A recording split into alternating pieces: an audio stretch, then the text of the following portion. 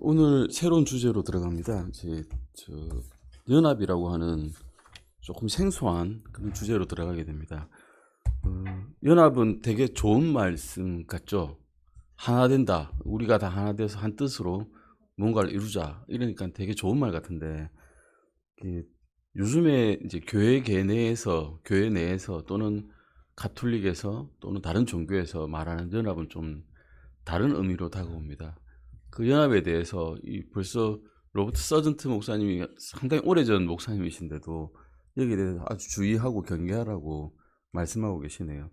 그래서 제21가 연합, 하나됨에 대한 진정한 하나됨이 무엇이고 잘못된 하나됨이 무엇인가에 대한 그런 과를 공부하고자 합니다. 144페이지입니다. 144페이지 연합, 하나됨, 유니티라는 말 보시겠습니다. 오늘날 우리는 연합에 관한 말을 많이 듣습니다. 세계 정치계에는 국제연합기구죠. 유엔이죠. 또 있고요. 많은 세계 지도자들이 또 전 세계의 세계 단일 정보 시스템을 주장하면서 활발하게 이야기하고 선전하고 있습니다. 여기에는 통화 시스템이나 사법 시스템, 심지어는 공통어까지도 포함되어 있습니다. 더욱 심각한 사실은 오늘날 세계 단일 종교라는 가치하에 기치하에 기독교계라 하자면 실제는 가짜 그리스도인들이죠. 그리고 다른 종파들, 이른바 교회들의 연합을 목적으로 하는 교회 일치운동이 있다는 것입니다. 여기에는 WCC, 월드 컨실 오브 처치 하고 WEA라 해가지고 월드 에큐메니컬 얼라이언스라고 하는 그런 그룹들이 같이 포함되어 있습니다. 사실은 WCC는 복음주의 진영은 아닙니다. 이들은 그냥 단일화 진영이고 WEA가 복음주의적 진영이었는데 이런 사람들이 같이 이제 행동을 합니다. 예전에는 다르게 서로 반대되는 입장에 있었던 사람들인데 에큐메니컬 얼라이언스라고 하는 복음주의적 진영까지도 서로 단일화하는 것이 좋지 않겠느냐. WCC의 입장에 전적으로 찬성한다라고 하는 이런 입장을 오히려 밝히고 있습니다. 오늘날 그리스도인들의 연합에 관하여 많은 말이 난무하고 있는 반면에 우리 교회는 에큐메니컬 운동이나 다른 각 종파 간 또는 교회 간의 활동에 우리는 가담하고 있지 않습니다. 때문에 이관은 성경이 이런 사람들이 하는 연합에 관해 말하는 바가 무엇인지 또 참된 연합과 거짓된 연합이 무엇인지를 가르치는 것을 목적으로 하고 있습니다. 첫 번째 우리가 과를 보겠습니다. 인류 최초의 연합이 시도되었습니다. 아담과 하와가 죄를 지은 뒤에 동산에서 쫓겨나왔죠. 낙원에서 쫓겨나왔습니다. 쫓겨나고 난 다음에 사람들이 많은 거인들과 천사들과 족속들이 연합되어 가지고 많은 사람들이 만들어지고 그 시대에 노아가 혼자 의인으로서 그 8혼만 살아남게 되고 홍수로 인해서 그다음 노아의 가족들이 이제 나와가지고 살면서 세상으로 퍼뜨려라라고 하는 하나님의 명령을 듣게 됩니다. 창세기 11장으로 이제 돌아가 보실 겁니다. 먼저 창세기 9장 1절 말씀 보실까요? 홍수 이후에 하나님께서는 또한 명령을 하십니다. 창세기 9장 1절입니다. 창세기 9장 1절 말씀입니다. 창세기 9장 1절 같이 읽어보시겠습니다. 하나님께서 노아와 그의 아들들에게 복을 주시며 그들에게 이르시되 다산하고 번성하여 땅을 가득 채워라. 이 창세기 이전에도 나왔던 말씀이죠. 노아 시대 이전에도 나왔던 말씀입니다. 다산하고 번성하여 땅을 가득 채우기를 하나님께서는 바라셨습니다. 왜 바라셨을까요? 사람은 하나님의 형상으로 만들어진 존재들이죠. 하나님을 본따서 만든 존재들이기 때문에 이 땅에 풍성하게 하나님의 형상들이 채워져서 하나님을 찬양하고 하나님께 영광 돌리기를 바라셨을 것입니다. 그래서 9장 1절 말씀에 의하면 하나님께서는 노아와 그의 아들들에게 하신 명령은 다산하고 번성하여 어디를 채우라고 하시죠? 뭐를 채우라고 하십니까? 땅을 가득 채우라고 하죠. 다 채우라는 겁니다. 예전에 말씀이 조금 번역된 말씀이 달아 충만하라고 예전에는 말씀드렸는데 지금은 가득 채우라라고 다시 이제 번역이 되었습니다. 또 한글로는 더 머리에 와닿는 말씀이죠. 하나님의 명령이었습니다. 너희가 다산하고 번성해서 이 세상에 없는 곳이 없도록 쭉쭉쭉 나가서 가득 땅을 가득 채우라고 말씀하셨죠. 어디 한 곳에 모여가지고 너의 도시를 세우고 그곳에 한정된 곳에만 너희를 채우라고 하지 않으셨습니다. 땅을 가득 채우라는 것은 어디든지 다 나가라고 하신 말씀이었죠. 그런데 창세기 11장을 한번 가보실까요? 창세기 11장, 흔히 말하는 우리 바벨탑 사건이죠. 바벨탑 사건.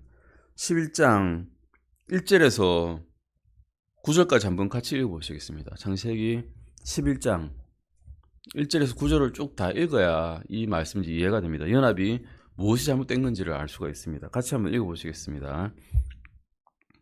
창세기 11장 1절입니다. 1절부터 9절까지 같이 읽으시겠습니다. 온 땅이 한 언어를 쓰고 한 말을 썼더라. 그들이 동쪽에서 떠나 이동하다가 시날 땅에 있는 평야를 만나 거기 거하며 그들이 서로 이르되 자 우리가 벽돌을 만들어 견고히 굽자 하고는 돌 대신 벽돌을 취하고 회반죽 대신 진흙을 취한 뒤 또 이르되 자 우리가 우리를 위해 도시와 탑을 세우고 탑의 꼭대기를 하늘에 닿게 하며 우리가 우리를 위해 이름을 내고 이로써 온 지면에 널리 흩어짐을 면하자 하매 주께서 사람들의 아이들이 세우는 도시와 탑을 보려고 내려오셔서 주께서 이르시되 보라 백성이 하여 다 그들이 다 한 언어를 가지고 있으므로 이 일을 하기 시작하니 그들이 하려고 상상한 어떤 일도 이제 그들이 하지 못하게 막지 못하리라. 자 우리가 내려가 거기서 그들의 언어를 혼잡하게 하여 그들이 서로의 말을 알아듣지 못하게 하자 하시고 이렇게 주께서 그곳으로부터 그들을 온 지면에 널리 흩으셨으므로 그들이 그 도시 세우기를 그쳤더라. 그러므로 그들이 그 도시의 이름을 바벨이라 하였으니 이는 주께서 온 땅의 언어를 거기서 혼잡하게 하셨기 때문이라. 주께서 그들을 그곳으로부터 온 지면에 널리 흩으셨더라.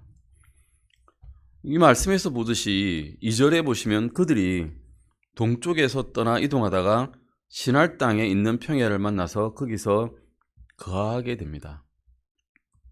주님께서는 분명히 다산하고 번성하여 온 땅을 채우라고 명하셨죠. 9절에서 노아와 그의 아들들에게. 그런데 그들이 이제 이동을 합니다. 다산하고 번성해서 땅을 채우기 위해서는 이동을 해야죠. 움직여야 됩니다. 움직여 가면 사람은 마음이 어떻습니까? 여행이 즐거운 분도 물론 있겠지만 이건 여행이 아닙니다. 생존을 위한 투쟁입니다. 온 자연에 맞서 싸우는 싸움이죠. 싸움이 평안할 리가 없습니다. 좋을 리가 없죠. 안전할 리도 없습니다. 그러면 사람은 어떻게 하겠습니까? 견고히 성을 쌓고 싶어 합니다. 자신이 안전하게 거하고 싶은 곳을 가고자 합니다. 거기서 살고 싶어 하는 거죠. 떠나라 했는데 떠나기 싫습니다. 그들은 이 땅에 시날 땅에 거하게 됩니다. 평야를 만나서 여기서 멈추는 거죠. 예. 거기서 9장 1절 말씀, 창세기 11장 2절 말씀 B번 보시면 노아의 후손들은 하나님의 명령 널리 떠나라 흩어져라 라고 하는 그런 말씀에 순종하는 대신에 어디에 남게 됩니까? 예, 시날 땅에 남게 됩니다. 평야라고 되어 있습니다. 시날 땅은 이 평야에 평평하니까 살기 좋겠죠. 보기에도 산도 아니고 짐승도 별로 없을 것이고 여기에 이제 우리가 멈추자라고 생각을 하게 된 겁니다. 여기까지는 괜찮았습니다. 3절 보시면 어떻습니까? 그들이 서로 이르되 자 우리가 벽돌을 만들어 견고히 굽자 합니다. 벽돌. 예. 바위 대신에 벽돌을 이제 굽자고 합니다. 벽돌이라는 것은 사람이 만드는 거죠. 예. 바위는 사람이 하나님께서 주신 것을 그대로 갖고 와서 그냥 쓸 뿐입니다. 그런데 우리가 이것 대신에 좀 더 우리가 다루기 쉬운 것을 한번 만들어 보자라고 생각하게 됩니다. 그래서 벽돌을 굽는데 사람은 하나님께서 주신 창조의 능력이 있습니다. 물론 완전한 창조는 아니죠. 사람이 갖고 있을 하나님의 능력을 복사한 것뿐인데 이것을 주셨으니까 벽돌을 꿔서 만들게 되어서 벽돌을 만들기 성공했으면 그것을 하나님께 창조의 능력을 주신 하나님께 감사드리고 영광 돌리면 그것으로 끝날 수 있었는데 오히려 더 좋을 수 있었는데 그들은 어떻게 합니까? 4절에 보시면 자 우리가 우리를 위해 이제 우리가 나옵니다. 나를 위해 나 하는 I라고 하는 이 개념이 등장하게 됩니다. 우리를 위해 도시와 탑을 세우고 탑의 꼭대기를 하늘에 닿게 하며 우리가 우리를 위해 이름을 내고 이로써 온 주민의 널리 흩어짐을 면하자라는 생각이 들게 된 겁니다. 마음이 들게 된 겁니다. 누구를 위해? 하나님을 위해가 아니라 우리를 위해. 이때부터 문제가 더 커진 겁니다. 하나님의 창조 능력을 받아가지고 벽돌 굽는 것까지는 괜찮았는데 그 다음에 이제 든 마음이 우리가 뭔가 할 수 있는 능력이 생겼으니까 하나님께 영광을 돌리고 하나님의 명령에 순종하는 게 아니라 나를 위해 내 이름을 멀리 퍼지게 하자라는 마음이, 교만한 마음이 이제 들어버리기 시작된 겁니다. 창세기 11장 1절에 보시면 온 땅이 한 언어를 쓰고 한 말을 썼더라고 기록되어 있습니다. 여기에 이제 생각해 보시면 한 언어고 한 말이니까 서로 의사가 안 통할 일이 없죠. 서로 두려워할 일이 없는 겁니다. 서로 사람을 보고 두려워하지는 않습니다. 우리 제일 처음에 레드문 목사님 제가 만나 뵀을 때 무서웠습니다. 말을 못 알아듣거든요. 제가 영어를 못했거든요. 레드문 목사님 영어 쓰시니까 그 말을 뭐라 하시는데 난 못 알아들으니까 마음이 이제 꺼리낌이 있죠. 우리 어릴 때 미국 사람 보면 싹 도망갔잖아요. 외국 사람 보면 도망가듯이. 그런 무서운 마음이 들은 게 말을 다르게 쓰면 그러는데 말을 같이 쓰면 서로 의사소통되니까 무서운 게 없는 겁니다. 사람이 이제 무서운 게 없는 거죠. 11장 1절 말씀에 의하면 전 세계는 하나의 뭐를 가지고 있었습니까? 하나의 언어가 있었고요. 또 하나의 말을 가지고 있었습니다. 예를 들면 그들은 이런 말을 가지고 하늘에 계신 하나님을 대적하는 연합에 관해서만 말을 한 겁니다. 그 말을 가지고 하나님을 찬양하는 말을 할 수도 있었고 하나님을 높이는 말을 할 수도 있었고 하나님을 영광되게 하는 말을 할 수도 있었는데 그런 말을 하지 않고 하나님께 반영하는 말을 이제 한 거죠. 인간의 마음이 이렇게 반영하는 마음으로 가득 차 있기 때문입니다. 4절 방금 보셨듯이 우리가 우리를 위해 도시와 탑을 세우고 탑의 꼭대기를 하늘에 닿게 하며 우리가 우리를 위해 이름을 내고 이로써 온 주민의 널리 흩어짐을 면하자라고 그런 말을 한 겁니다. 말을 하니까 서로 의사가 정신이 마음이 연합이 되어가지고 하나님께 똘똘 뭉쳐서 대항하게 된 겁니다. 이것이 이제 바벨탑 사건의 시초가 되어버렸습니다. 그러면 인간이 탑을 세우는 게 잘못된 건가? 라는 생각이 듭니다. 우리 건축물 63빌딩이 있었죠. 근데 그보다 더 이제 높은 건물도 우리나라에 있습니다. 근데 그보다 더 높은 인공위성이 있죠. 그보다 더 멀리 가는 우주선들이 있습니다. 화성으로 보내겠다고 하죠. 그럼 그게 잘못된 건가? 그 세우는 게 하나님께 반영하는가? 하나님께서 주신 과학의 능력을 사용하는 게 잘못된 건가? 그거 잘못된 게 아니란 겁니다. 우리의 마음이 잘못되었고 그것들 하나님께 거역하는 말을 쓰는 것이 잘못되는 겁니다. 그런 마음을 가지고 하나님께 거역하는 것, 순종하지 않는 것, 이것이 잘못된 거지 빌딩을 높이 세운 게 잘못된 건 아니란 거죠. 근데 주님께서는 이런 말을 하는 인간들에 대해서 어떻게 하셨는가 우리가 잠깐 볼까요? 7절 보시겠습니다.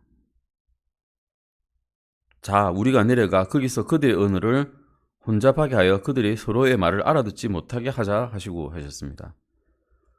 우리 생각에서는 우리에게 반역을 들고 거절하고 거부하는 사람들을 보면 내가 내려가서 한 대 때려야지라는 생각이 들겠죠.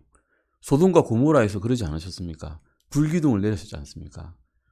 탑을 그냥 부숴버리는 그런 이미지가 상상이 되는데 우리 그 성경 사파 같은 데 보면 바벨탑이 막 무너져 있는 거 있잖아요.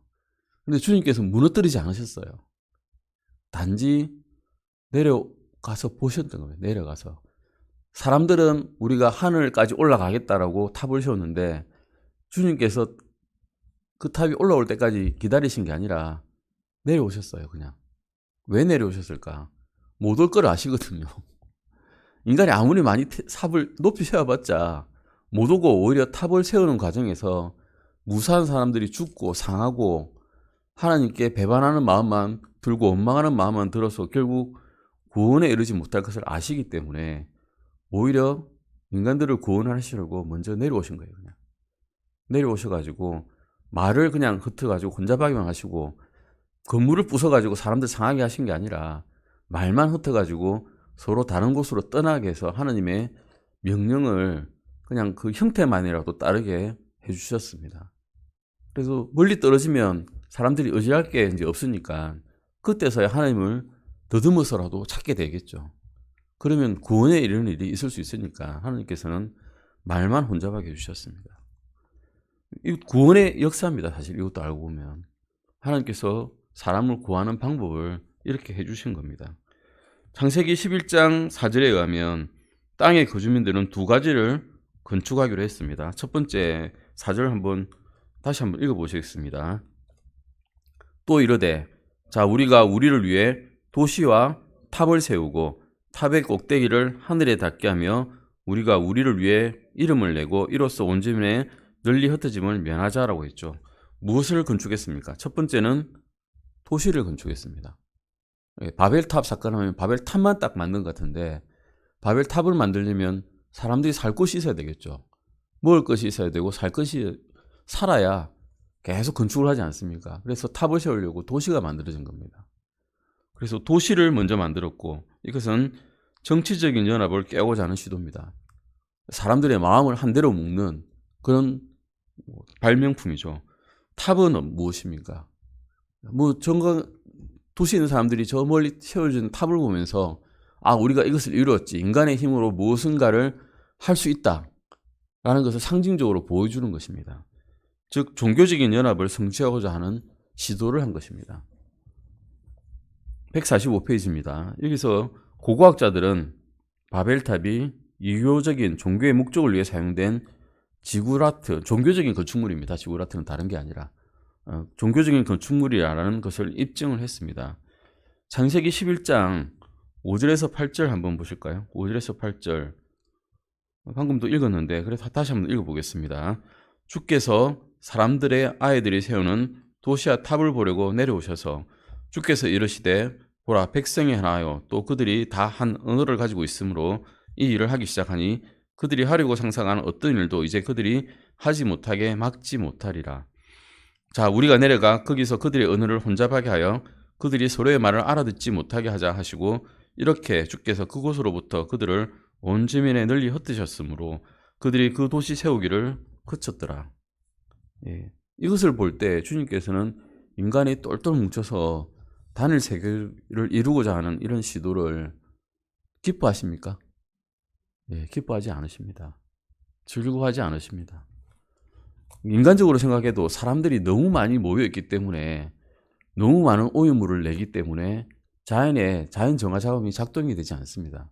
시골에서 소소하게 한두 가정 이렇게 모여가지고 오염물을 내도 소 한 마리 두 마리 키워가지고는 그 자연이 그렇게 오염되지 않습니다.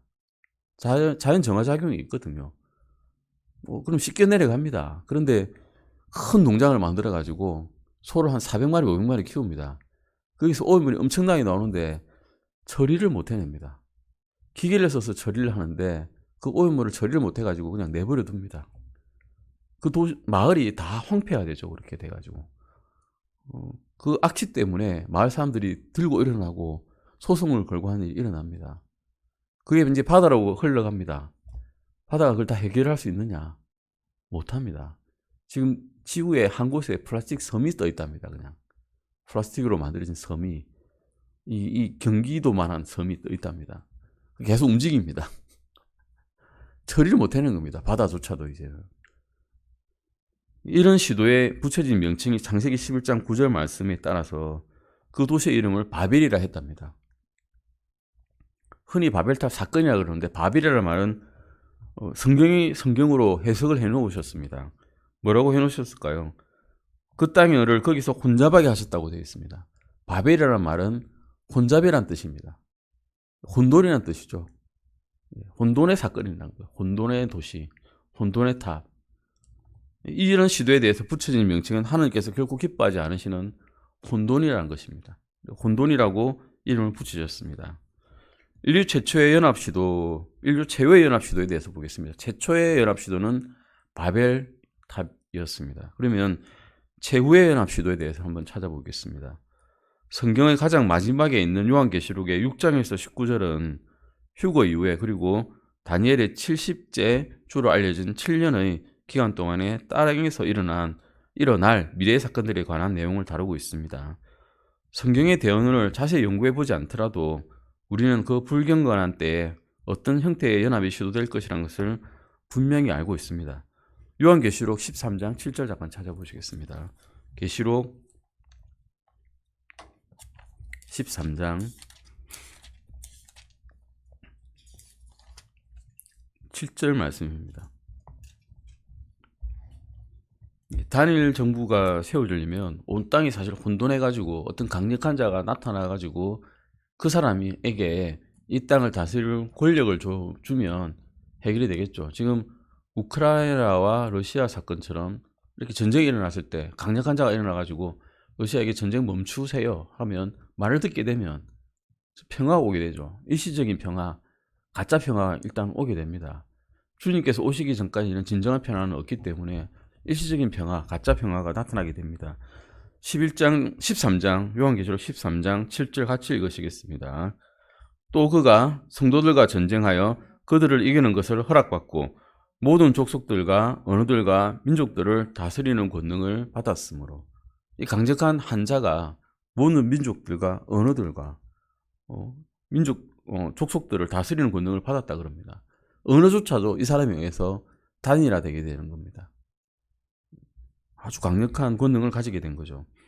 이 말씀에 따르면 짐승이 즉 그리스도가 모든 족속과 그리고 언어 그리고 누구들 위해서 정치적인 힘을 행사하게 됩니까? 족속과 언어와 민족들, 모든 민족들을 다스리는 권능을 가지게 되는 겁니다. 요한계시록 14장 8절도 보시겠습니다. 바로 뒤에 있습니다. 14장 8절입니다. 이런 정치적인 연합의 중심지를 뭐라 하는지 보겠습니다. 같이 읽으시겠습니다. 또 다른 천사가 뒤따르며 이르되 저 큰 도시 바빌론이 무너졌도다 무너졌도다. 이는 그녀가 모든 민족들에게 자기의 음행으로 인한 진노의 포도즙을 마시게 하였기 때문이라 하더라. 이런 말씀에 따르면 정치적인 연합의 중심지 도시는 어디입니까? 바빌론이라는 것입니다. 고대 바빌론을 이야기하는 게 아닙니다. 정치적인 의미의, 현대적인 의미의 바빌론이죠. 모든 민족들이 정신적으로 연합하는 곳, 그곳을 바빌론이라 그러는데, 가톨릭 경우에는 로마가 교황청이 되겠지만, 이게 지금 그게 로마 교황청이 바빌론이 될지 아니면 그 시대에 다른 정치적인 연합이 일어날지는 우리는 알지는 못합니다. 하지만 어쨌든 하느님과 대적하는 그런 정치적인 연합이 일어나게 되고, 그것이 이제 바빌론이라고 불리게 되는 것입니다. 요한계시록 17장 1절도 보시겠습니다. 요한계시록 17장 1절 말씀입니다. 요한계시록 17장 1절 보시겠습니다. 같이 읽으시겠습니다. 또 7병을 가진 7천사 중 하나가 와서 나와 이야기하며 내게 이르되 이리 오라. 많은 물들 위에 앉아있는 큰 음녀가 받을 심판을 내가 내게 보여주리라. 이런 바빌론 체계를 성경에서는 큰 음녀라고 불리어지게 됩니다. 이 음녀란 무엇입니까? 이 사람 저 사람과 자고 다니는 사람을 음녀라 그러죠. 이 민족 저 민족 이 종교 저 종교 같이 붙어가지고 다니는 그런 정치적인 연합, 종교적인 연합을 큰 음녀라고 불린다는 것입니다. 우리는 이 음녀를 사람이 아니라 종교적인 체제로 해석을 합니다. 요한계시록 2장 20절에서 22절 잠깐 보실까요? 요한계시록 2장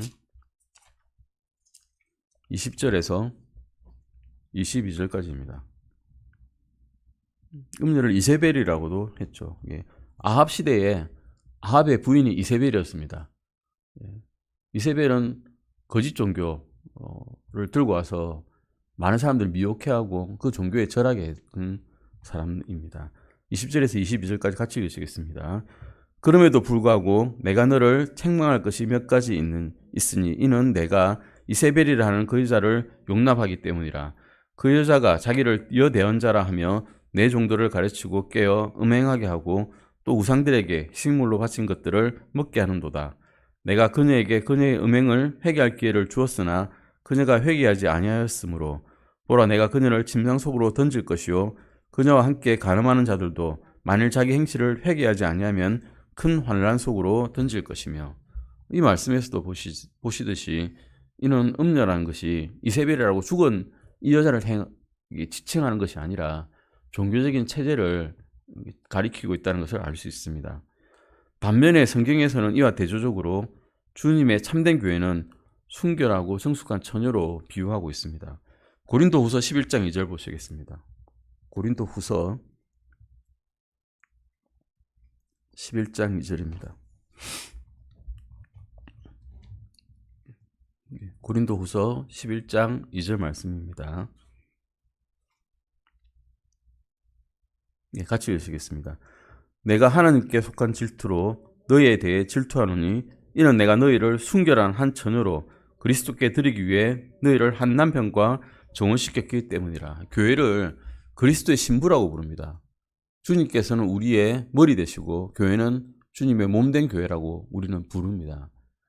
신부이고 몸이 되는 것입니다.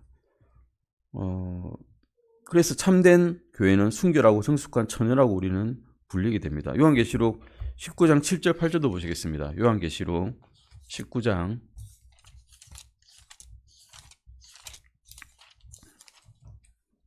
7절 8절도 보시겠습니다.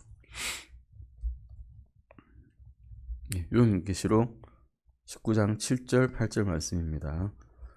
우리가 교회에 이제 휴가가 돼가지고 들려 올라가면 어린 양의 신부로서 어린 양의 혼인잔치에 들어가게 되죠. 그게 이제 7년 환란기가 이 땅에서는 이루어지게 되고요. 그 말씀입니다. 같이 읽으시겠습니다. 우리가 즐거워하고 기뻐하며 그분께 존귀를 돌리자. 어린 양의 혼인잔치가 다가왔고 그분의 아내가 자신을 예비하였도다. 깨끗하고 흰 고운 아마포 옷을 차려입는 것이 그녀에게 허락되었으니 그 고운 아마포는 성도들의 은이라 하더라. 여기서 보시면 주님의 참된 교회는 순결하고 정숙한 교회이고 희고 고운 아마포 옷을 차려입었는데 그 옷은 성도들의 의랍니다. 근데 성도들의 의는 자신의 의가 아니죠. 주님께서 이미 주신 의입니다. 주님의 피로써 값주고 사신, 고귀한 피로 값주고 사신 그 의란 거죠. 주님의 이름을 믿는 자마다 구원을 받게 된다는 그 말씀입니다. 하나님께서는 이와 같이 단일한 하나의 세계를 이루는 즉 그리스도의 교회를 큰 바빌론으로 보시는데 신비라고도 부릅니다. 요한계시록 17장 5절입니다. 요한계시록 17장 5절입니다. 요한계시록 17장 5절입니다.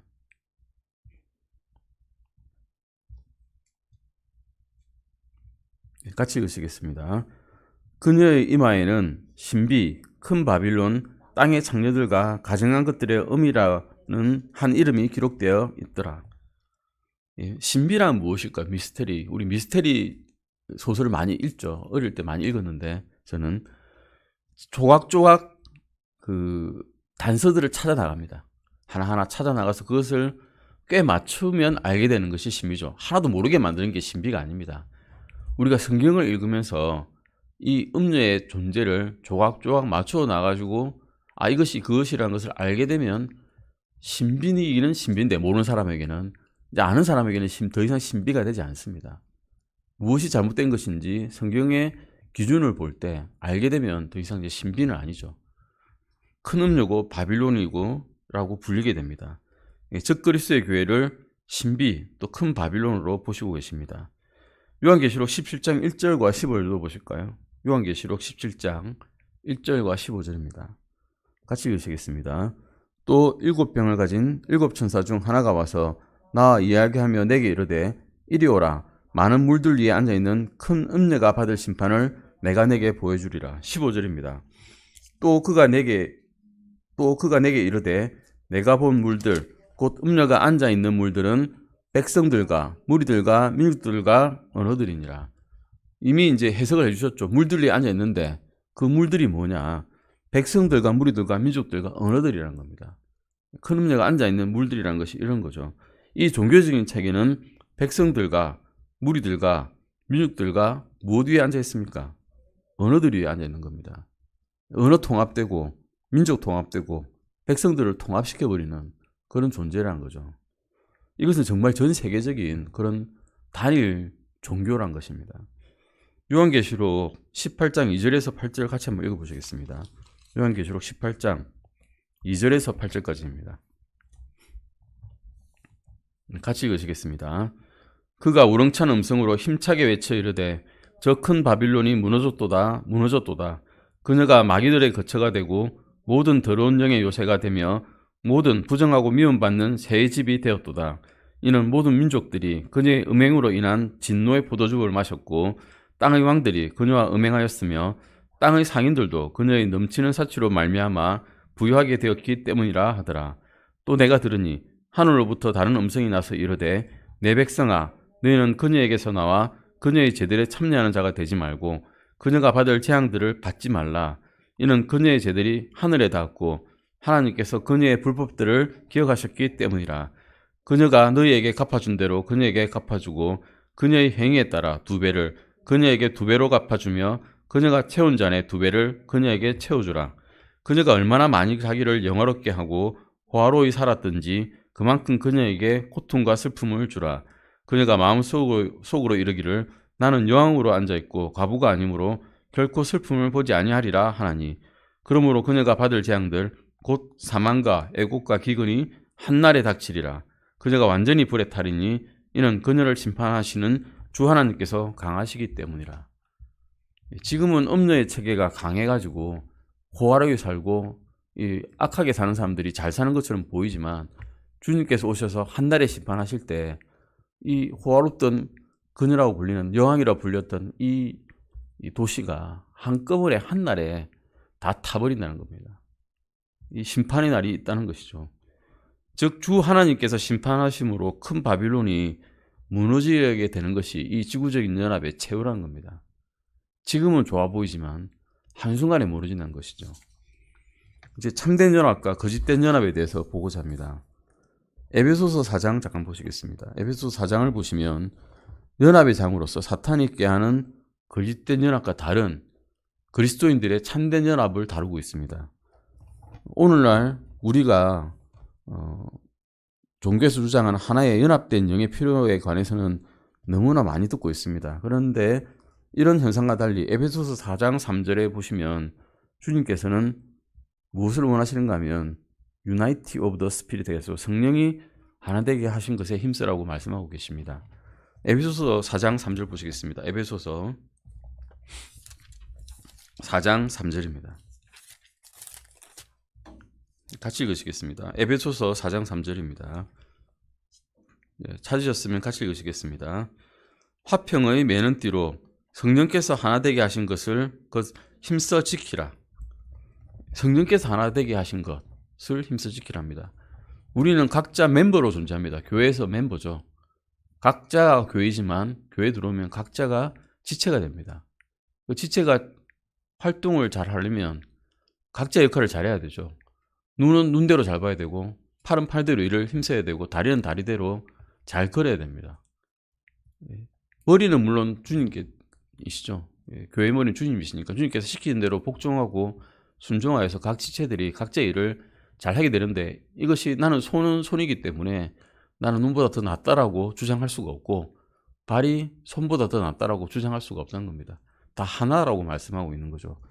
하나님께서 말씀하신 것은 성령께서 하나 되게 하신 것을 힘써 지키라라고 명령하고 계십니다. 이 장을 좀 더 자세히 살펴보기 전에 분리와 관련된 몇 가지 성경적인 원칙을 세워보고자 합니다. 분리가 잘 돼야 같이 성령의 하나됨을 지킬 수가 있습니다. 분리란 건 무엇입니까? 경건한 것입니다. 경건한 것은 다르게 떼어나와서 사는 것입니다. 히브리 말로는 분리란 것은 잘라내는 거라고 이야기합니다. 잘라내는 것, 더러운 것과 다르게 사는 것, 결별하는 것, 그것이죠. 아모스서 3장 3절 보시겠습니다. 아모스서 3장 3절입니다. 수요 예배 시간에 우리 아모스서 배우고 있습니다. 아모스서 3장 3절입니다. 같이 한번 읽어보시겠습니다. 아모스서 3장 3절 말씀입니다. 찾으셨으면 같이 읽으시겠습니다. 두 사람이 합의하지 않았는데 함께 걸을 수 있느냐? 부부관계도 똑같지만 사회상 사는 것도 똑같습니다. 우리가 분리되지 않고 있는 사람과 같이 걸을 수가 없다는 겁니다. 주님께서 시키시는 대로 한 사람은 따라가는데 한 사람이 따라가지 않으려고 하면 이게 서로 불화가 생길 수밖에 없죠. 같이 걸을 수가 없는 겁니다. 소와 나귀를 같이 묶을 수가 없습니다. 소와 나귀가 이 등에 같이 이 한 겨리를 지고 밭을 갈 수 있겠습니까? 쟁기질을 할 수 있겠습니까? 못하는 겁니다. 균형이 맞지 않는데 어떻게 쟁기질을 하겠습니까? 에베소서 5장 11절도 보시겠습니다. 에베소서 5장 11절입니다. 에베소서 5장 11절 같이 읽으시겠습니다. 열매 없는 어둠의 일들에 참여하지 말고 도리어 그것들을 책망하라. 열매 없는 어둠의 일이라는 것은 우리가 잘 알고 있죠. 허망한 허탄한 일들입니다. 알고 보면 세상 일들입니다. 우리 세상 일들에 열심히 살아야기는 살아야 되겠지만 우리는 이 땅에서 떠날 나그네이라는 것을 분명히 알고 이 땅을 관리하는, 주님께서 주신 것을 관리하는 그런 사람들이란 것을 알고 이것들을 열심히 일을 해야 됩니다. 고린도후서 6장 14절도 보시겠습니다. 고린도후서 6장 14절입니다. 고린도후서 6장 14절입니다. 같이 읽으시겠습니다. 고린도후서 6장 14절입니다. 너희는 믿지 않는 자들과 공평하지 않게 멍에를 같이 매지 말라. 의가 불의와 무슨 사귐을 갖겠느냐. 빛이 어둠과 무슨 친교를 나누겠느냐. 우리 깜깜한 밤에 암실에서 작업을 한 적이 있습니다. 사진반을 했기 때문에 암실 작업을 많이 했는데 암실에서 불을 탁 끄면 어둠이 사라집니다. 어둠이 없죠. 아예 불을 켜는 순간 없어지는 겁니다. 빛과 어둠은 같이 공존할 수가 없습니다. 아예 빛과 어둠은 같이 일도 할 수 없는 겁니다. 그래서 고린도서 6장 14절 말씀과 같이 너희는 믿지 않는 자들과 더불어 공평하지 않게 멍에를 매서는 안 되는 겁니다. 많은 교회들이 종교단체들과 연합되어 있건 후 세계교회협의회, 월드 카운실 오브 처치도 국내 기독교 교회 협의회 KNCC라 해서 코리안 내셔널 컨실 오브 처치라고 이야기하고 종파를 초월한 단체들이라 해서 인터페이스 그룹이라는 그룹들에 속해져 있습니다. 이런 사람들이 모여서 기도할 때 어떻게 하시는 줄 아십니까? 하나님 아버지 이야기 나옵니다. 먼저 하나님 아버지 해놓고는 부처님 나옵니다. 마호메트 나옵니다. 이런 분들의 이름으로 기도드립니다. 아멘 이러고 있습니다. 이게 기도겠습니까?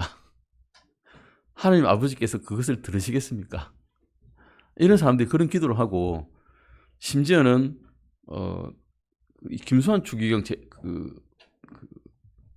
장례식장 보신 적 있으십니까? 구술하더라고요. 구술. 종파를 초월했다고 구술해요. 거기서. 도대체 이게 무슨 종교인지를 모르겠습니다. 구슬 허용을 했더라고요. 굿하는 것을. 정말 이게 세계가 희한하게 돌아가고 있습니다. 세상이. 이런 이렇게 도시 전역의 연합단체들이 이모저모로 이렇게 연계가 되어 있습니다. 이런 도표를 우리가 만들었습니다. 이런 도표를 통해서 비성경적인 연합과 성경을 기초로 한 참된 연합과의 차이점을 대조를 해보겠습니다. 우리 엑셀을 보면 대초 대좌표 있죠. 보시면 뭐가 바른 건지 뭐가 틀린 건지 알 수 있습니다. 먼저 참된 연합과 거짓된 연합의 차이를 한번 보시겠습니다. 에베소서 4장 4절 보시겠습니다. 에베소서 4장 4절 말씀입니다. 에베소서 4장 4절입니다. 네, 같이 읽으시겠습니다. 에베소서 4장 4절입니다. 너희를 부르심의 한 소망 안에서 너희가 부르심을 받은 것 같이 한 몸과 한 성령이 있고, 한 몸이 있다는 겁니다. 한 몸. 우리는 주님의 머리는 한 머리를 두고 있는 한 몸이란 겁니다. 교회 멤버는 지체는 많지만 다 한 몸 안에 속해 있다는 겁니다. 골로새서 1장 18절도 잠깐 보시겠습니다. 골로새서 1장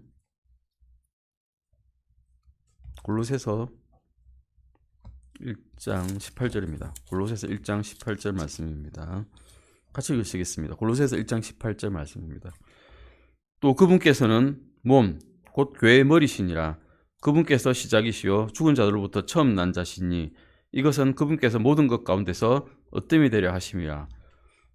주님께서는, 그리스도께서는 몸, 교회의 머리라고 하십니다. 이 몸은 무엇입니까? 그러면 신약 성경에서 몸이란 것은 교회를 이야기하고 있다는 것입니다. 세상에서는 오직 한 가지 형태의 교회, 신약 성경 형태의 교회만이 존재하고 있습니다. 에큐메니칼 교회일치 운동은 모든 주요 개신교 교단들과 동방정교회를 포함하고 있고, 나아가서 로마 가톨릭 교회야 대부분의 다른 세계 주요 종교들, 비그리스도인들과의 적극적인 대화에서도 나서고 있습니다. 많은 침례 성도들이 세 가지의 교회들이 있다고 가르치는 비성경적인 또는 신비주의적인, 신화적이고 가상적이고 보편적인 그리스도의 몸인 교회 개념에 넘어지고 있습니다. 독립침례교회도 있고, 장로교회와 개신교도 있고, 가톨릭이 있다. 로마 동방정교회가 있고, 서방정교회가 있다. 이 세 개가 주된 교회다라고 이게 가르치는 잘못된 가르침이 있죠. 근데 주님께서는 분명히 교회는 하나밖에 없고, 교회 머리에는 주님 나 하나밖에 없다라고 말씀하고 계신 겁니다. 에베소서 4장 4절도 말씀이 성령은 한 성령밖에 없다라고 말씀하고 계시죠. 요한복음 16장 13절 잠깐 보실까요? 요한복음 16장 13절입니다. 요한복음 16장 13절입니다.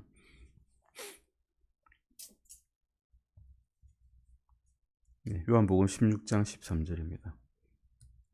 같이 읽으시겠습니다.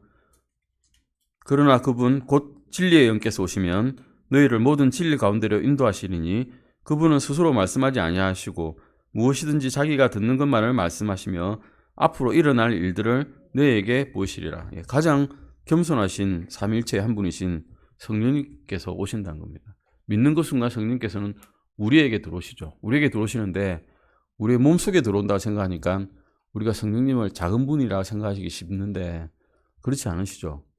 성령님께서는 이 우주를, 온 우주를 같이 만드실 때, 주님께서 만드실 때 같이 계셨던 분입니다. 엄청나게 크신 분인데 우리의 몸속에 들어왔다니까 우리가 인식을 못할 뿐입니다. 하나님께서 우리 몸속에 들어왔다니까요. 우리를 다 다스리실 수 있는데 강권하지 않으시는 거예요. 강권하지. 단지 내가 나쁜 것을 하고 있는데 지켜보십니다. 내가 스스로 깨달을 때까지. 이 한 분이 계신다는 겁니다. 그분, 이것은 진리의 영에 대해서 언급하고 있습니다. 그분은 요한복음 16장 13절과 요한 1서 4장 6절에서 진리의 영으로 언급되고 있습니다. 진리를 아시는 분이라는 거죠. 진리를 추구하는 분이십니다. 우리 안에 들어와 계십니다. 우리는 진리가 뭔지 압니다. 근데 옛사람이 진리를 가르게 하는 것을 막고 있을 뿐이고 우리는 이미 제 종이 아닌데 제 종처럼 행동하고 있을 뿐입니다. 그분은 결코 진리와 비진리를 혼동하지 않습니다. 그런데 하느님의 말씀에 따르면, 말씀에서 떠나면 어떻게 될까요? 디모데전서 4장 1절입니다. 디모데전서 4장 1절입니다. 같이 읽으시겠습니다. 디모데전서 4장 1절입니다. 한편 성령께서 마지막 때에 어떤 사람들이 믿음에서 떠나 유혹하는 영들과 마귀들의 교리들의 주의를 기울일 것이라고 분명히 말씀하시는데, 성령께서는 하느님의 말씀에서 떠나면 너희는 유혹하는 영에게 주의를 기울이게 된다고 말씀하고 계십니다. 이 세대가 그렇죠. 유혹하는 영들이 얼마나 많습니까? 보고 싶은 것들, 보기에 보험직한 것들, 맛있어 보이는 것들 얼마나 많습니까? 이런 바빌론은 이런 온갖 더러운 영들의 요새가 될 것입니다. 요한계시록 18장 2절에서 이렇게 말씀하고 있습니다. 계시록 18장 2절입니다. 바빌론은 이런 곳이란 겁니다. 같이 읽으시겠습니다. 요한계시록 18장 2절입니다. 그가 우렁찬 음성으로 힘차게 외쳐 이르되 저 큰 바빌론이 무너졌도다 무너졌도다. 그녀가 마귀들의 거처가 되고 모든 더러운 영의 요새가 되며 모든 부정하고 미움받는 새 집이 되었도다. 이 바빌론이 모든 더러운 영의 거처가 되고 있다는 겁니다. 요새란 거죠. 요한일서 4장 1절도 보시겠습니다. 요한일서 4장 1절입니다. 요한일서 4장 1절입니다. 영을 구분을 잘해야 된다는 거죠. 영들은 너무 많기 때문에, 거짓된 영도 있고 마귀의 영도 있기 때문에 우리가 요즘 유튜브 많이 보지 않습니까? 그 말씀들이 정말 다 바른 말씀만 하고 있는 것 같은데 들어보면 다 혹한데 잘 구분해 하셔야 된다는 겁니다. 4장 1절입니다. 같이 읽으시겠습니다. 사랑하는 자들아, 영을 다 믿지 말고 그 영들이 하나님께 속하는지 그것들을 시험하라. 이는 많은 거짓 대언자들이 나와 세상에 들어왔기 때문이라. 영을 다 믿으시면 안 된다는 겁니다. 주님의 말씀, 이 성경 말씀에 비추어서 정말로 맞는지 그런지 성경으로 검증을 하셔야 되는 겁니다. 오늘 여기까지 하시고 다음 시간에 참된 연합과 거짓된 연합에 대해서 더욱더 알아보고자 합니다. 기도하시고 마치겠습니다. 하나님 아버지 감사드립니다. 항상 하나님의 말씀, 그 진리의 말씀을 주셔서 저희가 하나님의 말씀에 따라 살 수 있게 해주시면 감사드립니다. 바벨탑